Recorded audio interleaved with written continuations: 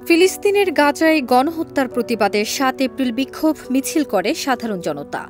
বিক্ষুব্ধ জনতার মিছিল থেকে বিভিন্ন প্রতিষ্ঠান ও শোরুমে ব্যাপক ভাঙচুর ও লুটপাট চালানো হয়েছে। এ ঘটনাকে নিতান্তই ছোটলোকি বলে মন্তব্য করেছেন জনপ্রিয় ইসলামিক স্কলার মাওলানা মিজানুর রহমান আজহারি। ৮ এপ্রিল নিজের ভেরিফাইড ফেসবুক পেজে এক পোস্টে এ মন্তব্য করেন তিনি। পোস্টে তিনি লেখেন, বিক্ষোভের নামে লুটপাট নিতান্তই ছোটলোকি।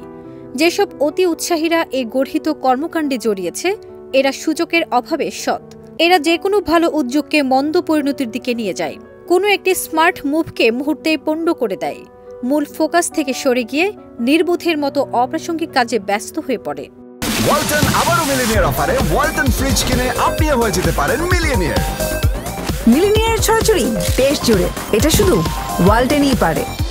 তিনি আরও লিখেন, মুমিনের আচরণ কখনোই এমন নয়। প্রতিবাদের প্রতিটি স্টেপ হতে হবে যৌক্তিক ও বুদ্ধিদীপ্ত। এর আগে ৭ এপ্রিল নিজের ভেরিফাইড ফেসবুক পেজে এক ভিডিও বার্তায় ঢাকায় বিক্ষোভের ঘোষণা দেন জনপ্রিয় এই ইসলামিক স্কলার। ভিডিও বার্তায় তিনি বলেন, প্যালেস্টাইন সলিডারিটি মুভমেন্ট বাংলাদেশের আয়োজনে ফিলিস্তিনের গাজায় সংঘটিত শতাব্দীর বর্বরচিত গণহত্যার প্রতিবাদে মার্চ ফর গাজা শিরোনামে এক বিশাল বিক্ষোভ সমাবেশ ও গণজমায়েতের আয়োজন করা হচ্ছে।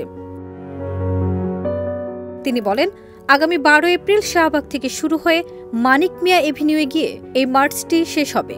ইনশাল্লাহ আমি নিজের সশরীরে এই বিক্ষোভ সমাবেশে উপস্থিত থাকব। আপনারাও দলে দলে যোগদান করুন। তিনি আরও বলেন, মানবতার পক্ষে, ন্যায়ের পক্ষে, গাজাবাসীদের পক্ষে দল, মত, জাতি, পেশা নির্বিশেষে এই বিক্ষোভে অংশগ্রহণের জন্য সবাইকে উদ্দাম আহ্বান জানাচ্ছি। ফারজানা নিকিতা, দেশ রূপান্তর।